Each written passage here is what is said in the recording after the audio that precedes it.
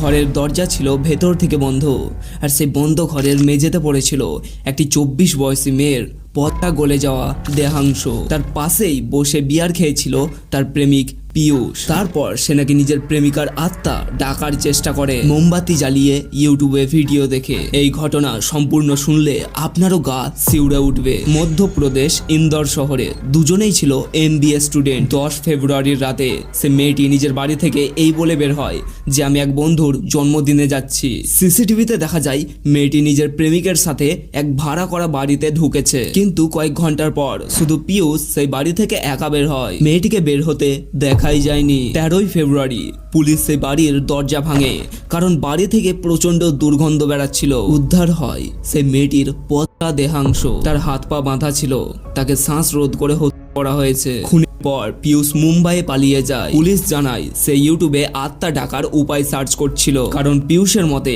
প্রথমে তাদের মধ্যে বিয়ে নিয়ে ছোট্ট করে একটা ঝামেলা হয়, আর রাগের মাথায় পিয়ুষ অজান্তেই হোক বা ভুল করেই হোক তার গল্পে ধরে। এবার সে নিজের প্রেমিকার আত্মাকে ডেকে তার কাছে থেকে ক্ষমা চাইবে, কিন্তু 14 ফেব্রুয়ারি মুম্বাই পুলিশ তাকে খুঁজে বের করে। রাগের মাথায় করা কাজ পরে গিয়ে বোঝা যায় তার পরিণতি।